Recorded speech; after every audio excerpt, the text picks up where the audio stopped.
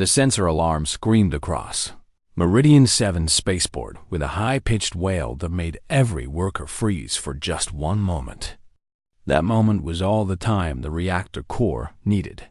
Kasha felt the explosion before she saw it. The blast wave hit her body and threw her across the landing platform like she weighed nothing. Her crystalline frame shattered against the metal floor, each piece catching and reflecting the orange glow of the spreading fire. She did not scream. Her people did not scream. They felt pain differently than humans did, but that did not mean they did not feel it at all. The Velthari woman had been standing near the shuttle bay, reviewing the trade documents one final time before her meeting with the human colony leaders. She had traveled for 3 weeks across the star routes to get here, crossing through hostile space and dealing with the usual disrespect from various species who saw her as nothing more than a relic from a dead civilization. The Velthari had once ruled entire star clusters. They had built cities that hung in the void like jewels. They had created art and science and philosophy that made other species look like children drawing in dirt. But that was a long time ago. Now they were small. Now they were fragile. Now they were irrelevant. Kasha had accepted this truth a decade ago. Around her, the spaceport collapsed into chaos and screaming. Humans ran in every direction. Some tried to reach the burning shuttle bay. Others dragged wounded workers toward the medical station. The acrid smell of burned metal and smoke filled the air. Kasha watched it all happen from her position on the ground, unable to move, unable to help. A large section of the landing platform fell directly toward her. Kasha did not try to move. Moving was pointless. Her body was already broken. The crystalline frame that made her so beautiful to her own people was their greatest weakness. One significant impact broke them. Another impact broke them further. A third impact ended them. The metal crashed down across her upper body. It was heavy enough to crush her completely if she tried to resist. Heavy enough to finish what the explosion had started. She closed her eyes and stopped fighting in the darkness behind her eyes. Kasha reached out with her mind. This was what her people were good at. Not running, not fighting, not surviving in harsh physical worlds, but reaching across the quantum foam of space itself, connecting to the minds of her family across the vast distance between stars. She felt her mother first. Kasha pushed the feeling of love and forgiveness into that connection, hoping her mother would understand. She had never wanted to be a diplomat. She had wanted to be an artist, to work with crystalline structures and create beauty. But her family needed her to be strong. Her species needed her to be strong. So she had become strong. She had learned to navigate the politics of the Galactic Council. She had learned to speak the species that barely acknowledged her existence. She had become the voice that her dying people needed, and now that voice would be silent. She pushed the memory of her childhood forward along the connection. The gardens of Syrax, where the crystal formations grew so tall they touched the atmosphere. The way the light refracted through them at dawn, creating colors that had no names in any human language.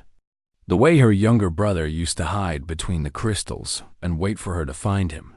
Her brother was dead now. He had died in the plague that swept through their world 15 years ago.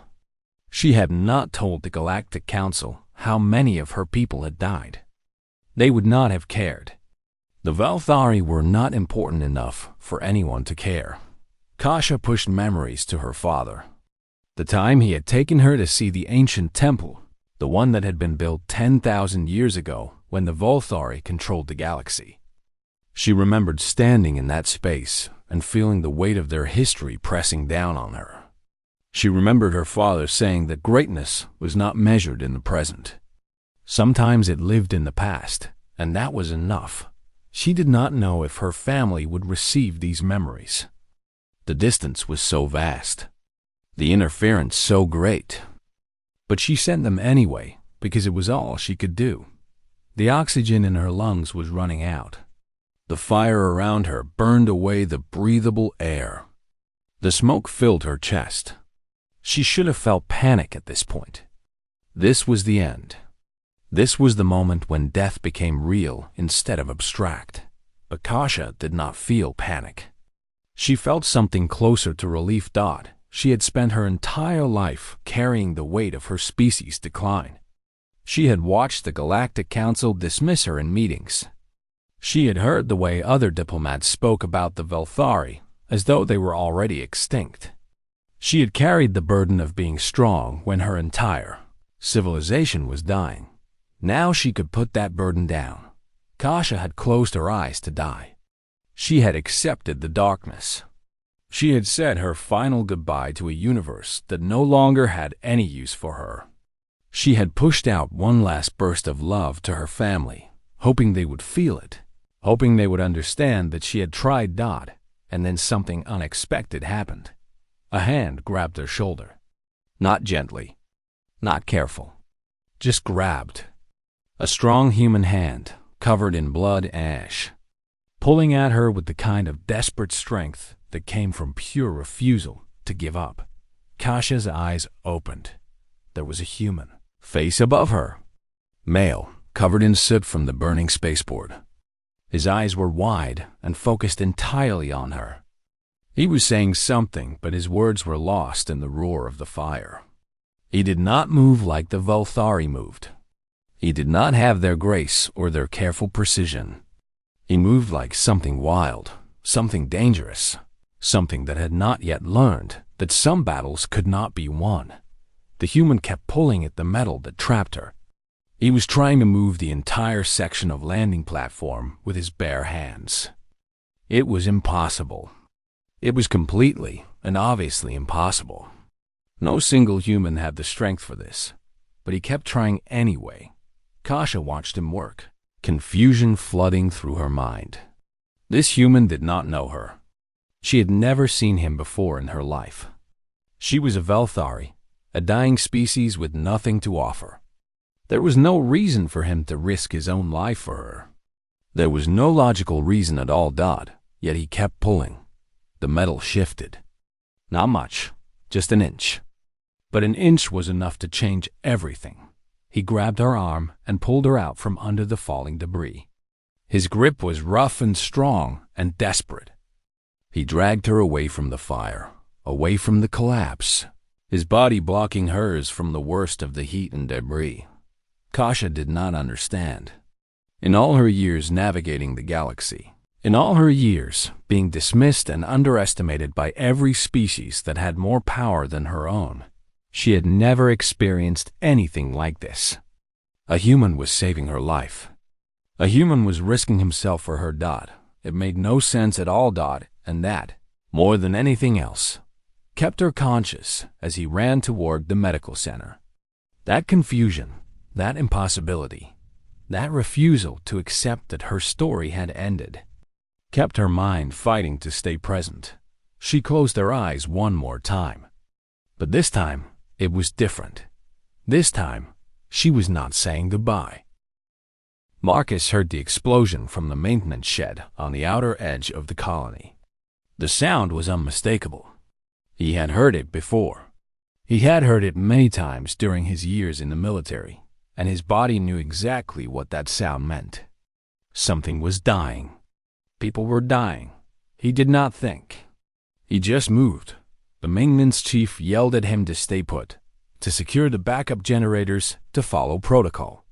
Marcus ignored him. Protocol was something people created when they had the luxury of time. When lives were in immediate danger, protocol was a way to get more people killed. Marcus was 38 years old. He had joined the military at 19 because he had nothing else and nowhere else to go. He had come from the outer cities where jobs were scarce and hope was even scarcer. The military had given him structure and purpose. It had also given him nightmares that still woke him at 3 in the morning. He had left the military 5 years ago and come to Meridian 7 specifically to get away from explosions and dying people. He had thought that maintaining power systems in a distant colony would be boring and peaceful. He had been wrong about a lot of things in his life, but he had really believed he was wrong about this one. The spaceport was a disaster zone by the time Marcus got there. The landing bay was completely destroyed. The shuttle that had been in the process of docking was now just twisted metal and flames. The observation deck had collapsed. Workers were scattered across the platform, some moving, some very still. Marcus ran toward the worst of the damage. His engineering training kicked in automatically. He assessed the structural integrity of the remaining platform sections. He calculated the probability of further collapses. He noted the location of the fire suppressant systems and saw that they were not working. Someone had not maintained them properly. Someone had failed at their job. People always failed at something, and people usually died because of it. That was how the world worked. He was trying to reach a group of trapped workers when he saw the alien. Marcus had never seen a Veltharian person before. They were rare in the colony. Most alien species avoided the frontier worlds. They preferred the established trade routes and the secure stations of the inner planets. But this one was here, and she was trapped under a massive section of the landing platform. Her body was crystalline, he realized. Actually made of some kind of crystal or mineral that caught the light from the fires and reflected it in strange colors. Her structure was delicate. She looked like she might break if someone touched her too hard. Marcus knew exactly what that meant. It meant she was already dead. Her biology could not withstand trauma like this. She would die in the next few minutes, but her eyes were still open. She was looking right at him. Something in Marcus's chest twisted. He had seen death before. He had seen it many times. He'd gotten good at accepting it, at moving past it, at not letting it paralyze him. But something about the way this alien was looking at him refused to be forgotten. Marcus started pulling at the metal. It was hot enough to burn his hands immediately, but pain was just information. It told you that you were still alive. Everything else was just mechanics. The section was massive. Marcus knew it was too heavy. He knew he did not have the strength to move it alone. But he also knew that if he did not try, this alien would die under this metal in the next few minutes. And he had enough nightmares already. He did not need to add another one. He found a point of leverage, a place where the metal had bent and created an angle he could use. He braced himself and pushed. The metal did not move. He pushed again, harder, his muscles screaming. The metal shifted maybe an inch. That was enough to get his hand underneath. He pushed again from a new angle. The metal moved further this time, just enough. Marcus dropped to the ground and dragged the alien woman out from under the debris. Her body was light, too light, like she was made of something that had no substance. He picked her up and ran toward the medical center. His hands were burned. His uniform was soaked with sweat and blood that was not his own. His lungs burned from the smoke.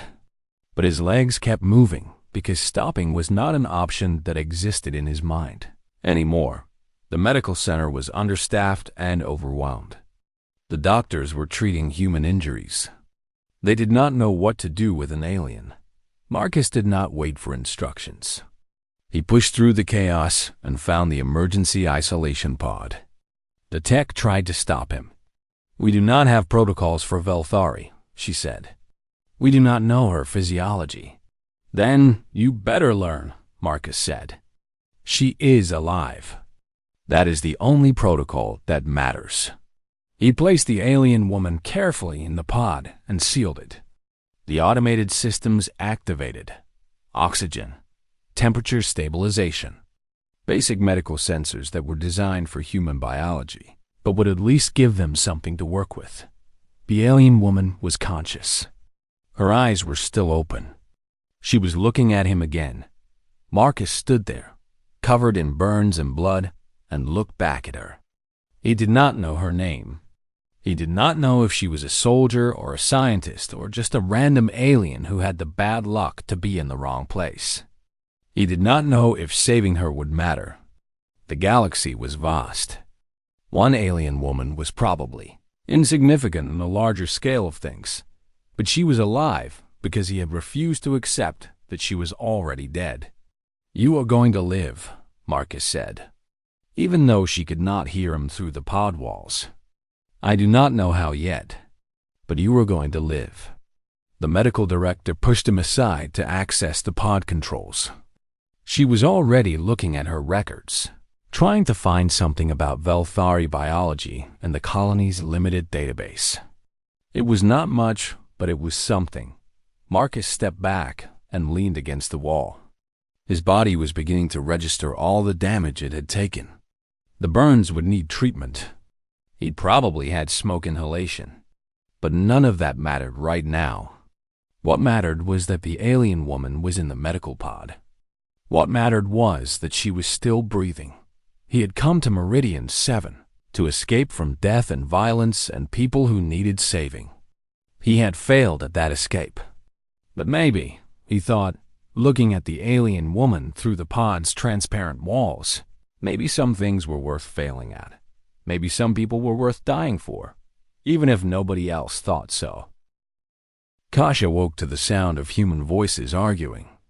The sound was strange and harsh to her mind, which had been trained to receive information through thought patterns and telepathic connection. Human speech was primitive and slow and direct. It was also, she was beginning to understand, quite stubborn. "We cannot just pump human blood into her," one voice said. This was the medical director, a woman named Dr. Lisa Grant. "We do not know if her circulatory system is even compatible." "Then work backward," another voice said. This one was deeper, familiar. The human who had pulled her from the fire. "You know what her body looks like. You know she is crystalline-based. Work from there." Kasha's eyes opened. Her body hurt in ways she had never imagined pain could exist. The crystalline structure that formed her physical form had fractured in countless places. Some fractures had begun to heal, but the healing process was slow and complicated. She could feel each break, each stress point, like she was a musical instrument being slowly retuned while someone kept playing discordant notes on her body. The human was still there. Marcus. She had learned his name while recovering the memories of her rescue. He was sitting in a chair beside the medical pod, his hands bandaged heavily. Burn wounds covered his arms up past his elbows. He looked like he had been in a fire. He had been in a fire. He had been in the fire because she had been in the fire. "She is awake," Marcus said. Dr. Grant came over to the pod and began running tests. She was a thin woman with gray in her hair and a serious expression that suggested she had been dealing with impossible problems her entire career. She was, Kasha realized, still in that state of constant problem-solving, where everything was a puzzle to be solved and time was running out. "Kasha," the doctor said, speaking slowly and carefully as though Kasha might not understand human language. "I am Dr. Grant. You have been in this pod for 18 hours. Your body is stable, but barely. We have never treated a Velthari before. We are learning as we go." Kasha tried to form words through the communication system of the pod. Her voice came out weak and fractured. "My people. My people. Have you contacted my people?" "We have sent messages," Dr. Grant said. "But the quantum relay to your homeworld is damaged. It might take weeks to establish contact." Kasha understood what that meant. She had weeks to live or die in this medical pod with humans who had never seen her species before, and who were making educated guesses about her physiology. The chances of survival were not good, but she was alive right now. That had to mean something. Over the next week, Marcus barely left the medical center. He was supposed to be working his regular maintenance shift, but he came back every evening, sometimes in the early morning, sometimes in the middle of the night. He would sit beside the pod and talk. Human conversation was repetitive and sometimes made little sense. But Kasha found herself listening to every word. He told her about Earth, the human homeworld. It was a harsh place, he said. Violent weather, dangerous predators, limited resources. Humans had developed in an environment that tried to kill them at every moment. This was why they were so aggressive, so willing to take risks, so desperate to survive. They had been shaped by a world that did not care about their survival, so they had learned not to care about defeat.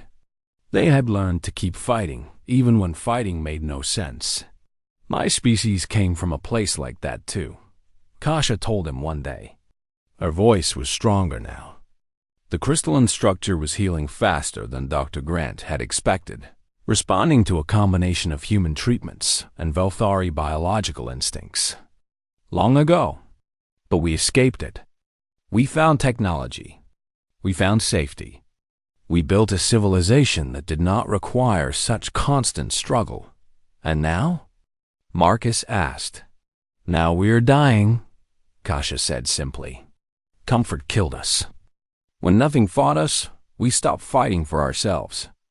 When technology solved all our problems, we stopped working. When safety was guaranteed, we stopped being strong. Marcus was quiet for a long moment. Then he said, Your people sent you here to a place you did not want to go, to do a job you probably did not like, for a species you probably do not respect. And then the moment it got dangerous, they probably did not even notice you were gone. Kasha did not answer because he was right. Marcus continued. My people do the same thing all the time. We sacrifice people. We forget them. We move on. But we keep sending people. We keep sacrificing them. Because part of us still remembers what it was like to be weak. Part of us still knows what it means to be desperate. So we do not give up even when giving up makes sense. You gave up, Kasha said. You left the military. You came here to escape violence. I thought I had, Marcus said. I was wrong. But I was wrong in a different way. I came here thinking I could just turn my back on the suffering. Turn my back on the people who needed saving. But I could not do it. My species is built to try to save people. Even when it does not make sense. Even when it costs us. Dr. Grant interrupted by coming into the room with actual good news. The Velthari communication system had sent a message back. Kasha's family had received her final memories before the explosion. They had felt her love and her goodbye. And now they had received a new message. She was alive. She had survived. They are sending a ship, Dr. Grant said. But it will take 3 months to get here. 3 months. Kasha would have to survive 3 months in this medical pod with human doctors and a human who kept sitting beside her and talking about the nature of civilizations and sacrifice and what it meant to be strong. She found that she did not mind. The medical center became her entire world. Dr. Grant improved the treatment protocols.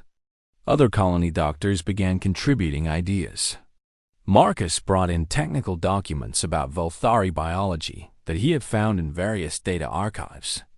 He was not a medical professional, but he was relentless in his search for information that might help. One day, Kasha asked him why. Why did he care so much about her survival?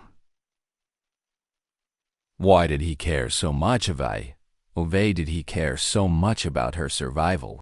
Why did he keep coming back? Marcus looked at her through the pod's transparent wall and said, Because you were the one thing I could save that day. Everyone else who died in that explosion, I could not reach. But you, I could save. So I saved you. That is all. That is the only reason. It was the most human thing he had said to her. The most honest. There was no poetry in it, no flowery language. Just a simple acknowledgement that he had done what he could with the opportunity in front of him. Kasha felt something shift in her understanding of her species and his. Humans were not advanced. They did not have elegant technology or refined culture. But they had something else. They had this drive to act, to intervene, to fight against the entropy of the universe, even when they were losing. Her people had surrendered to entropy a long time ago. Maybe, she thought, that was why the Velthari were dying. Not because of plague or biology or bad luck, but because they had forgotten how to try. The investigation into the reactor explosion took 2 weeks. By that time, Kasia had been released from the medical pod and was staying in a hospital room under constant observation. She could walk now, though her movements were careful and deliberate. The crystalline structure of her body was still healing. Some fractures would take months to fully mend. Others might never fully heal. She would carry the damage of that day for the rest of her life. Marcus was in the hospital room when the colony administrator brought the initial investigation results. His name was Davis, and he looked angry and frightened in equal measure.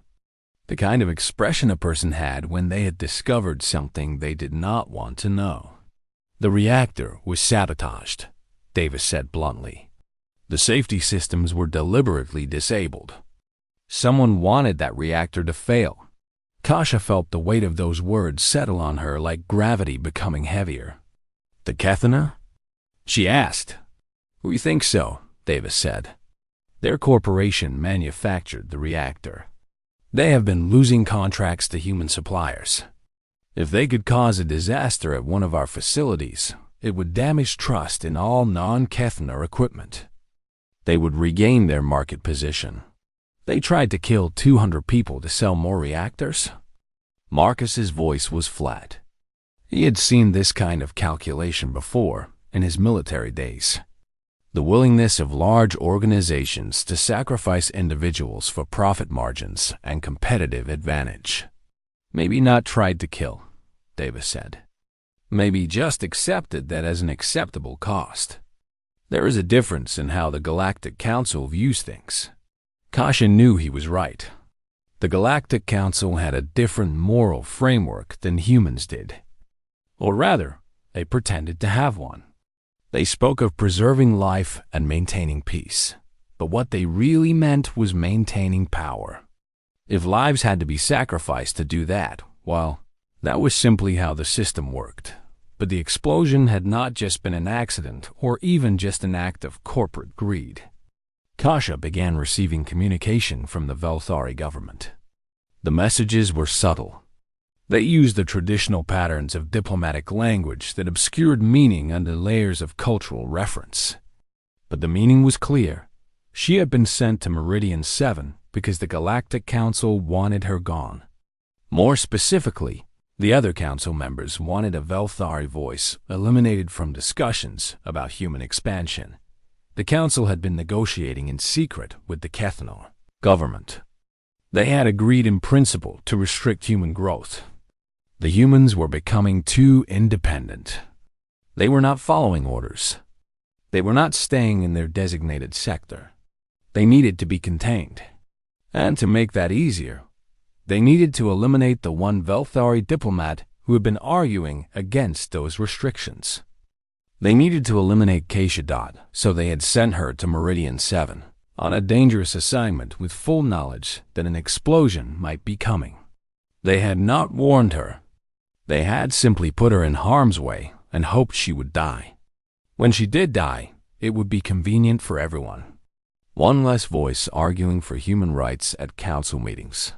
Kasia received these messages while sitting in the hospital bed with Marcus beside her, and she felt something break inside her that was not physical. They were supposed to protect you, Marcus said. Your own government was supposed to protect you. My government was supposed to sacrifice me, Kasia corrected. That is what they have always done. The Velthari have been sacrificing themselves for so long that we have mistaken it for duty. We have mistaken it for honor. The anger came next. It was not a human anger. Humans got angry, and it burned hot and bright and then burned out. Kasia's anger was crystalline and cold. It was the anger of someone who had been used by her own people, who had given everything to a civilization that saw her as an expendable tool. "I will not return to them," she told Marcus. "I will not go back to the government that tried to kill me. I will not serve people who calculate my worth against trade agreements with the Kethanar. What will you do instead?" Marcus asked. "I will tell the truth," Kasha said. "I will contact every member of the Galactic Council and tell them exactly what happened here. I will tell them that the Council tried to assassinate me. I will tell them that the Council conspired with the Kethanar to murder humans for profit. I will tell them everything. That will make you very unpopular with your people," Marcus said.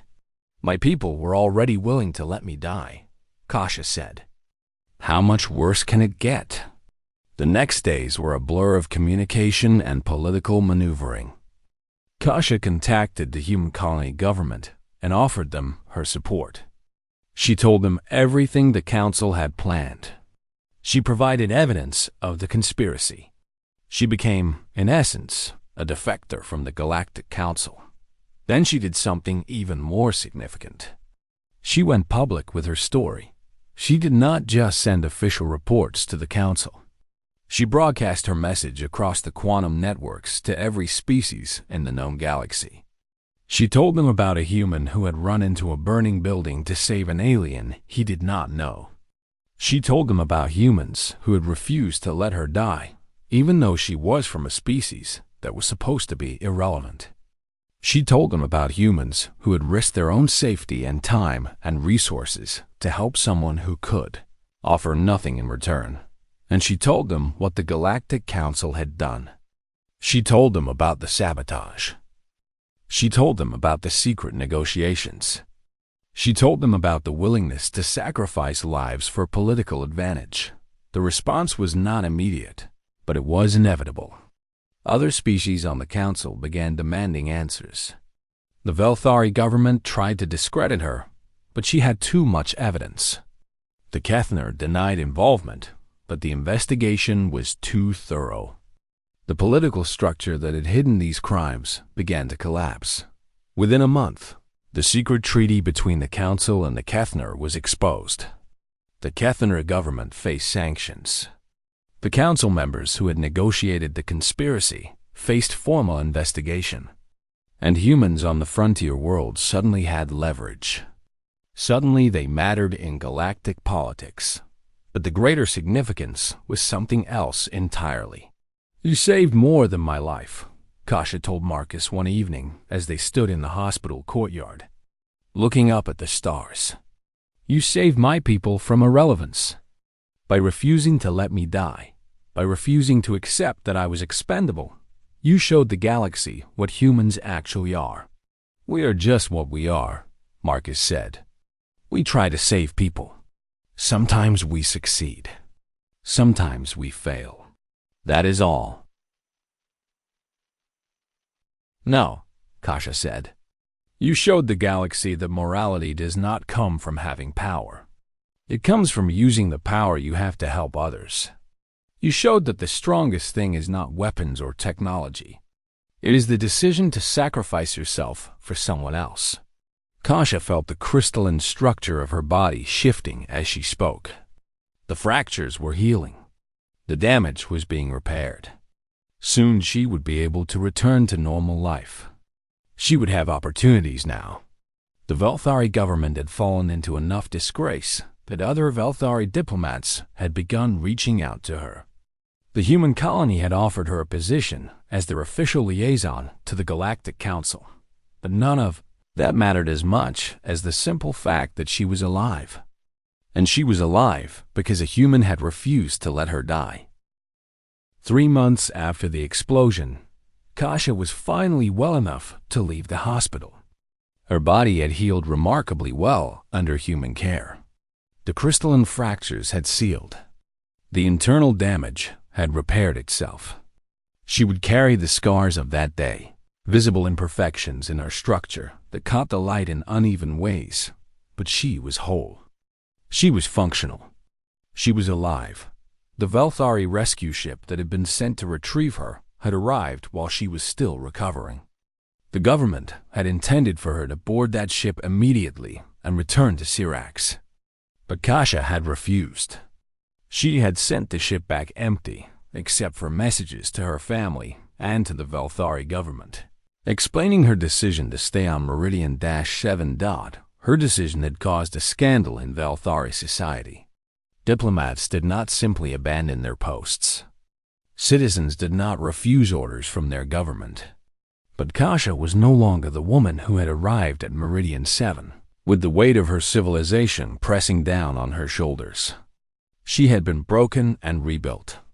She had been saved by someone who had nothing to gain from it. She had discovered that there was more to life than duty and sacrifice and slow extinction. The galactic fallout from the conspiracy exposure was still ongoing. The Kethaner government had collapsed under the pressure of sanctions and trade restrictions. Several council members had resigned in disgrace. The Velthari government was in complete upheaval, with new leadership emerging that was more sympathetic to human expansion and less willing to conspire with foreign powers for political advantage. The humans had gained something from this disaster. They had gained respect. They had gained a seat at the table with more influence than they had ever had before. The story of Marcus saving Kasha had spread across every inhabited world in the galaxy. Humans were no longer seen as primitive colonists. They were seen as something noble. They were seen as the kind of species that would sacrifice themselves for a stranger. Marcus had been offered money, positions, status. The colony wanted him to be a hero. The Galactic Council wanted to study him as some kind of unique human specimen. Media outlets across 100 worlds wanted to interview him about his decision to save an alien life. He had refused all of it. He had gone back to his job in the maintenance department. He had returned to his small apartment. He had tried to resume the quiet life he had been trying to build before the explosion ruined everything. But Kasha had not let him fade back into obscurity. She found him in the maintenance shed one evening, working on the power systems that kept the colony functioning. She had learned that Marcus did this often. He would work late into the night, fixing things that other people had broken, maintaining infrastructure that other people took for granted. He did not do it because he was paid well.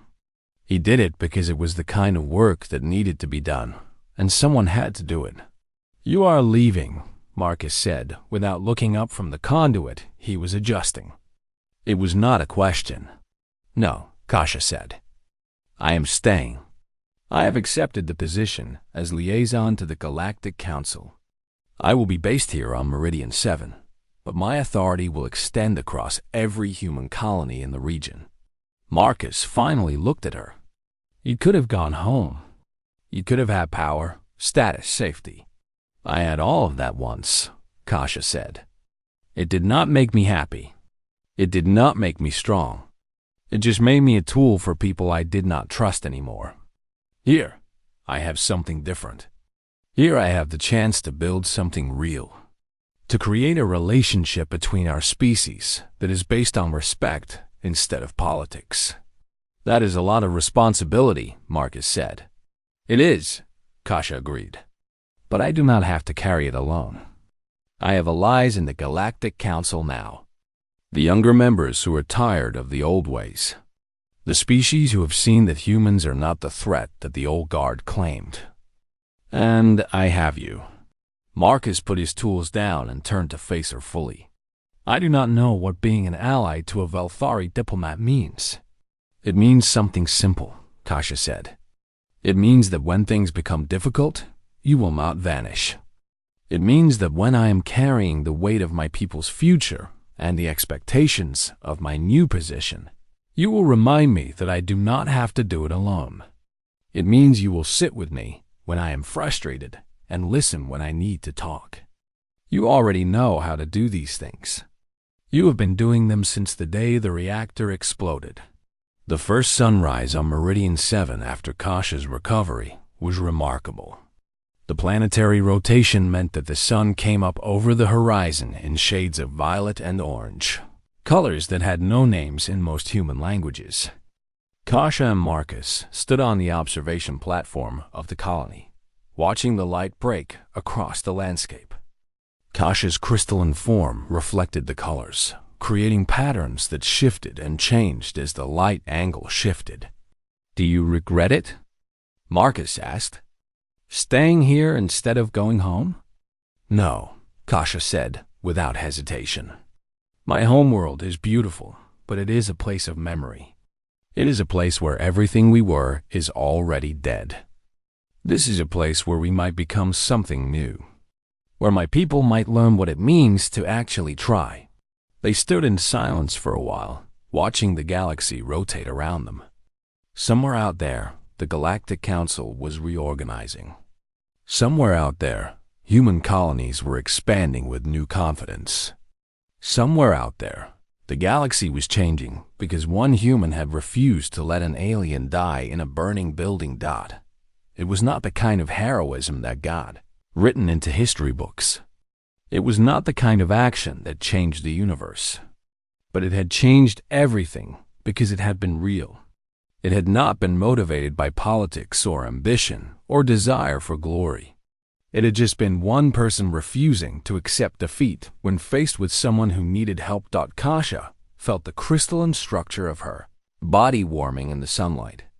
She felt the weight of responsibility that she carried as a diplomat and a voice for her people. She felt the fear of failure that came with trying to build something new.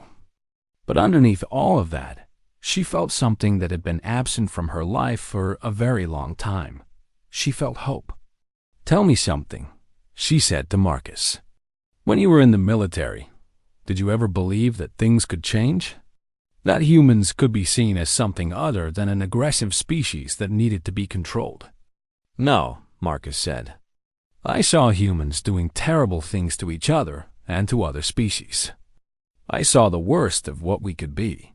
That is why I left. That is why I came here and tried to build something different. But you kept trying," Kasha said. "Even when you did not believe, you kept trying to save people." "Yes," Marcus said, "because belief is not required for action. You can do the right thing even when you are not sure the right thing will matter. You can try to save someone even when you do not believe in salvation.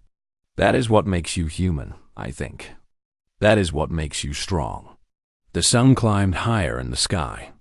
The violet colors faded and were replaced by blue and then gold. The day began. The colony began its work. Ships came and went. Diplomats sent and received messages. The galaxy continued on, unaware that it was in the process of transformation. But Kasha and Marcus knew. They had seen what humans were capable of when they stopped calculating the cost and simply acted. They had seen what was possible when one person refused to accept the world as it was and decided to change it. And they knew that this was only the beginning. The Volthari, woman who had closed her eyes to die and opened them to find a human holding her, had found something more valuable than survival. She had found a reason to live. She had found a partner. She had found the possibility of a future that was not predetermined by history or politics or the slow extinction of her people. And in a galaxy that had almost lost her, that meant everything.